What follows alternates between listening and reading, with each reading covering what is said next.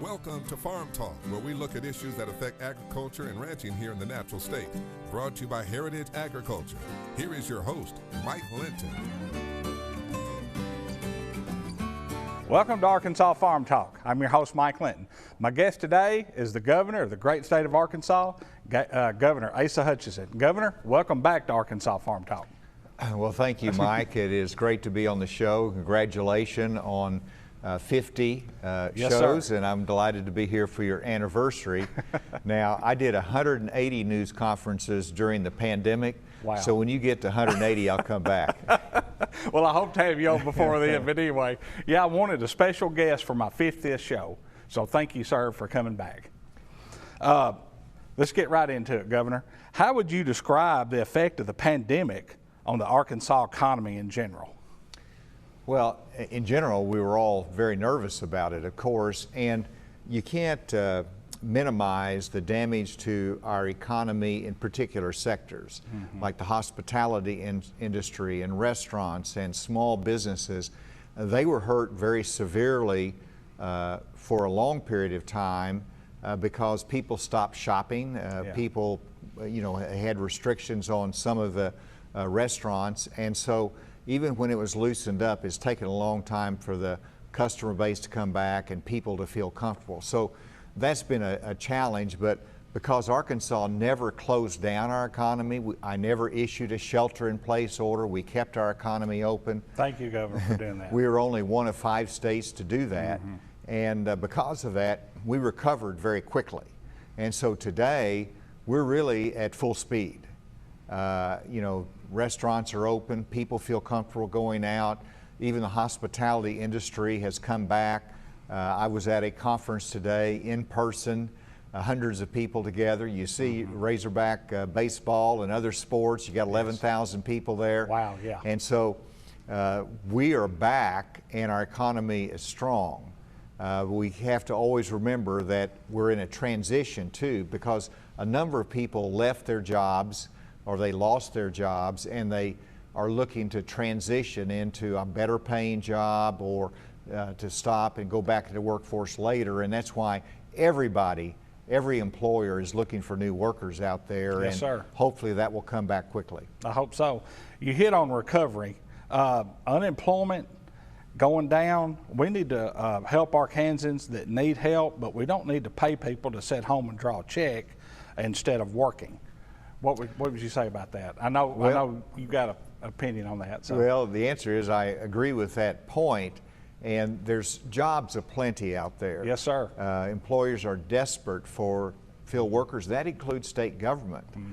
We've lost employees in state government, and so everybody is in a hiring mode. There's jobs aplenty, and so it didn't make any sense to me for us as a state with federal dollars to be paying supplemental extra money for people to stay home. Sure. We need that safety net, and it was certainly beneficial for some time, but now we just need people to go back to work, and they're ready to go back to work. So I was the third state, Arkansas was the third state to turn down the supplemental federal unemployment assistance.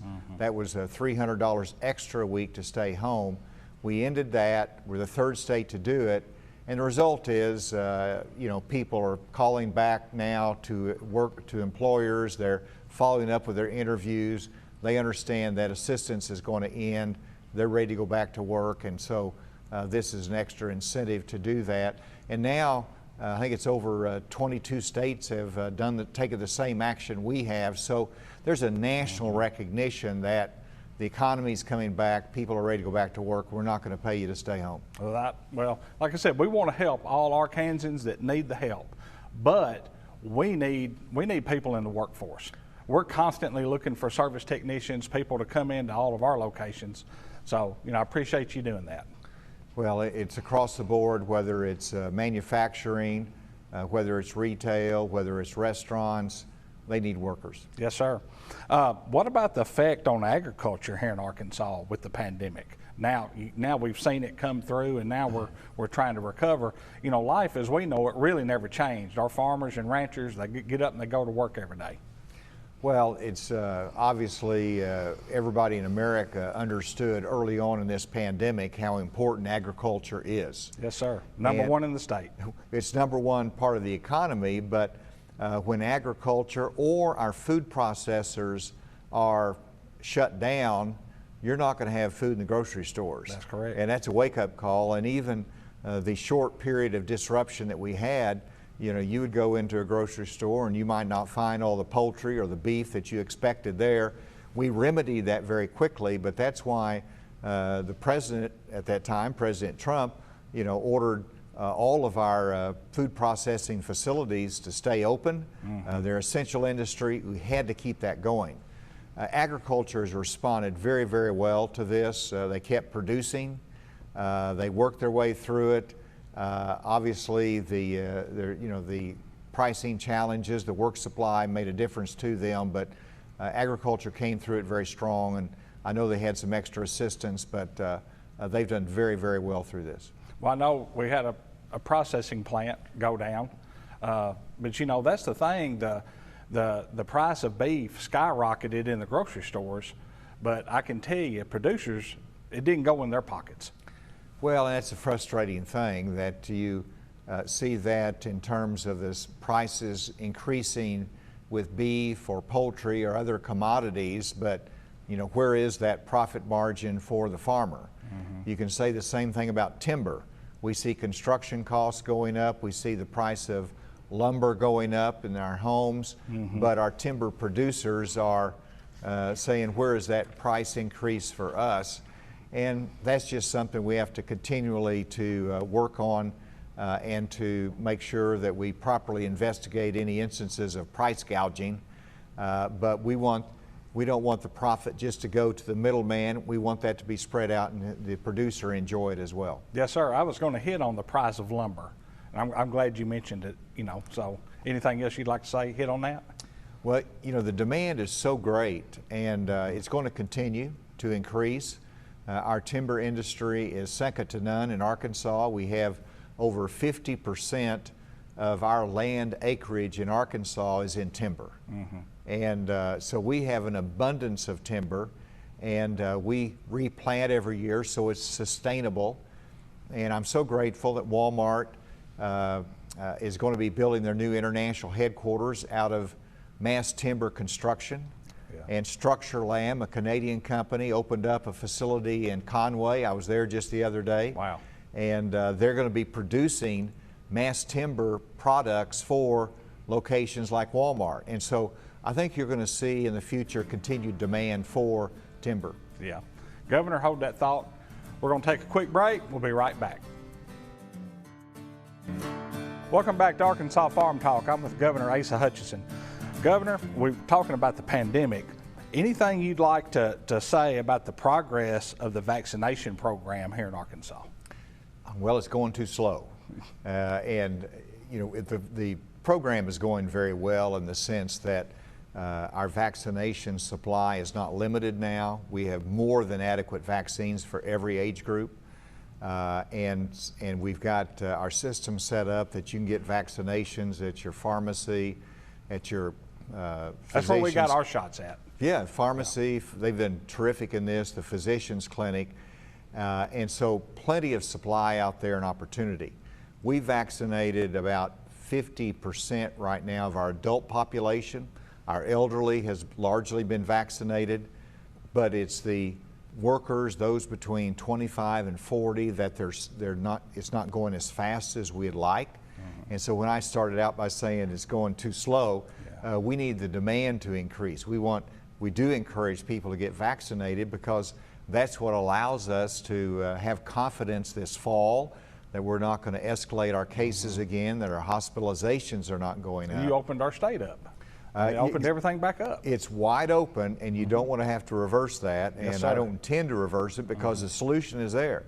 It's in everybody's hands, which is just dependent upon them whether they're going to get their shot or not. Yeah. Speaking of that, let's get into schools. Kind of schools are out. Do you think the schools will kind of be back to normal this fall? I know that's sitting out there, but anyway.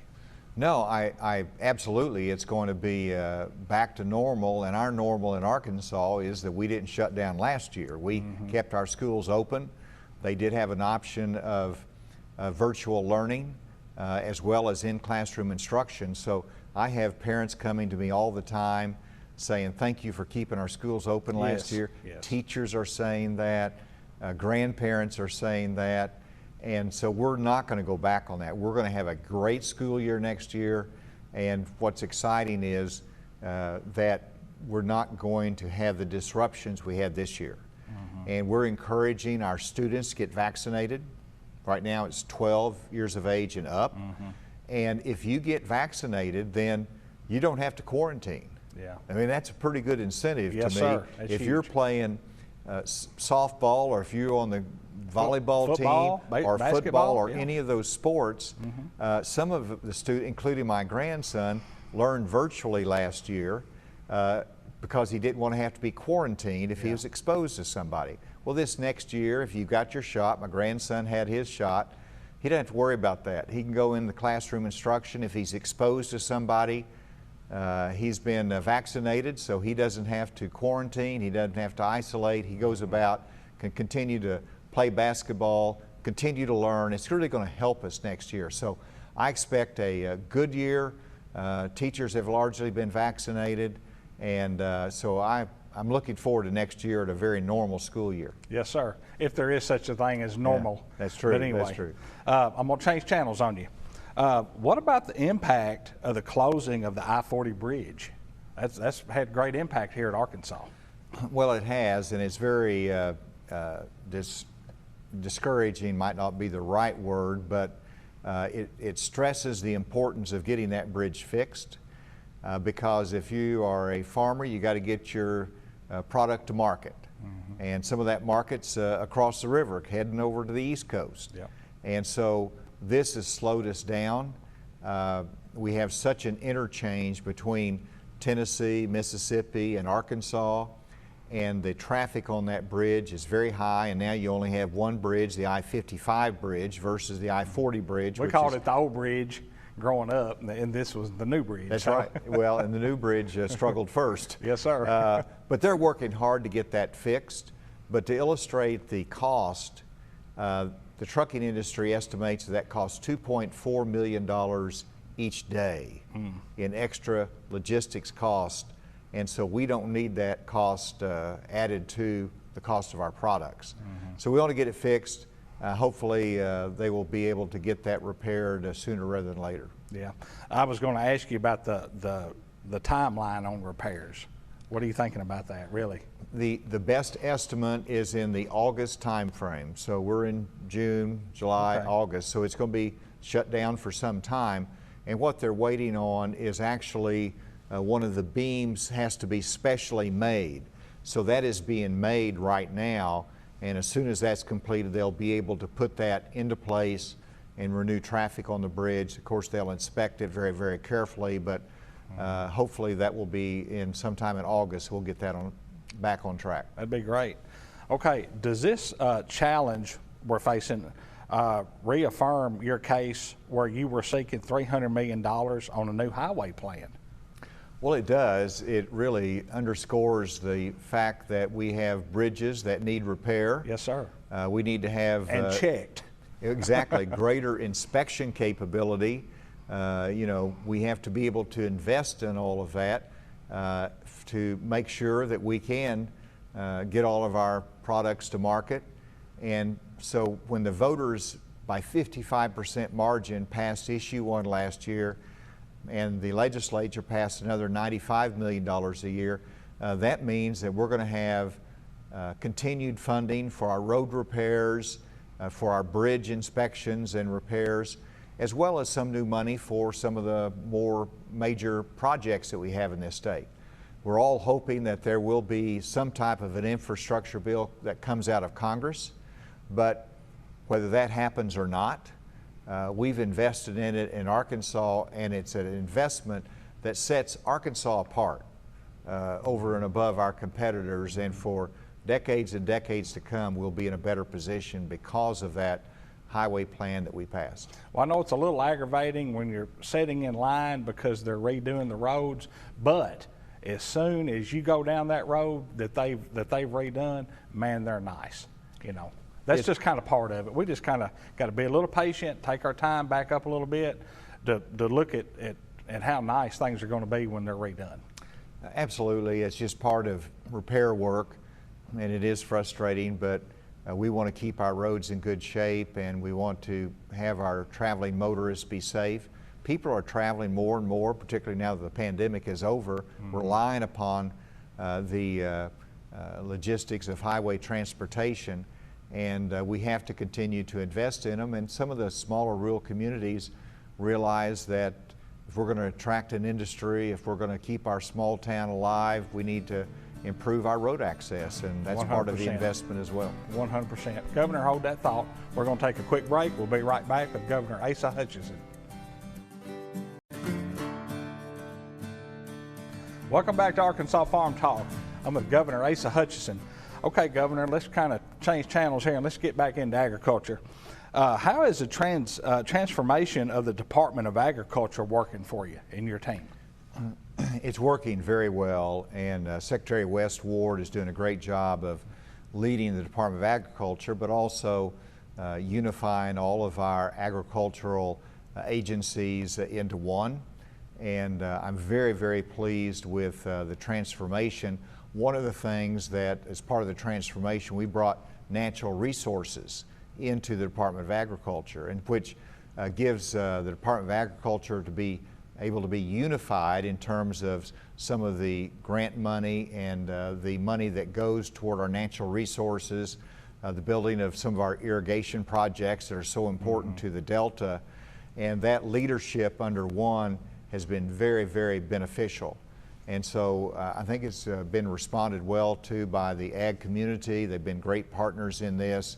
We want to make sure our Department of Agriculture serves our agricultural community across the board at the highest level, and the transformation helps us to get that done. Well, Secretary Ward's a great leader.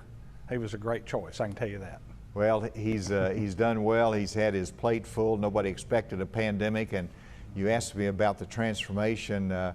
Someone made the comment that we probably could not have gotten through this pandemic except for the transformation, because it allowed our agencies to function better during that time. Yeah. So that being said, you know, has it accomplished all that you hoped it would? Well, the transformation? Yeah. It has. Of course, the transformation of the Department of Agriculture started way back when the Department of Agriculture was created. But it was sort of the department overseeing these disparate agencies, from livestock and poultry to the plant board, and there wasn't much of energy in between those. And so our transformation has allowed, in Secretary Ward's leadership, those to work together in a real team way, in addition to their special mission. So it has exceeded my expectations. There's always more to do. The work of improving processes and making government more efficient never ends, because we have new technologies that come online. But I'm pleased with it, and I think you can expect more in the future. Yeah. How has a pandemic changed agriculture trade with China? Well, it's interesting that you asked that question, Mike, because looking back, the phase 1 of the trade deal was signed in January of 2020. That's like a matter of days before the pandemic hit the United States and the world. And so we never really got to test phase 1, which was a $200 billion commitment to buy U.S. products. And of that, I think it was about $40 billion was supposed to be agricultural products. And so notwithstanding that, China has fulfilled some of that trade commitment, but it's a little bit untested because of the stress of the pandemic and the shift of everything in terms of having to acquire PPE and all of the other trade issues that happened during that time. As to the future, I think this is the critical question the Biden administration needs to address. They've got to figure out exactly what our trade position is going to be with China. China represses human rights. They have all kinds of challenges in terms of freedom there that we have to worry about, but they're also the second largest consumer market. They're the second largest economy, and we have a large presence there and interreliance with them. And so we've got to define that trading relationship very clearly for the future, and the Biden administration has not yet really defined that and the direction that we're going. So stay tuned, and we'll see how that impacts agriculture. Hopefully they will continue to buy and move forward and buy more of our poultry, our rice. That's what we need to open that door for. That's what we need. Now, we hit a while ago on beef prices skyrocketing in the grocery stores, but our producers really haven't seen it. I know that you're very aware of that. We're working on that. We've been hit with tremendous amount of rain, and it's really impacting our crops and everything else. Let's talk about that just a second. Well, and I want to talk about it, and I'll acknowledge that I can't control the rain. Yeah. But we can control our response some. And, you know, I know that down in southeast Arkansas, when you have 15 inches of rain in a matter of 24 hours, Dumas was so hard hit, Stuttgart. And these areas. Our stores flooded. Well, I saw the picture, and that's damage to businesses, but the greatest loss is going to be to our farmers, because many of them are going to lose the entire crop. They're going to have to replant, make adjustments. We're working with our Department of Agriculture to make sure we get the right assessments there at the right time. We'll request the federal assistance for our farmers. And of course, the sad part is much of that comes in no interest loans, but there is important to have some of that assistance that's there. So we're going to continue to work on that, but it's sad to have that devastation hit so hard. Well, Governor, thank you for paying attention to that, because our farmers and ranchers need it. And on behalf of the farmers and ranchers and all Arkansans, thank you for everything that you do every day. Thank you, Mike. We'll see you next week on Arkansas Farm Talk. Thank you for watching Arkansas Farm Talk, brought to you by Heritage Agriculture.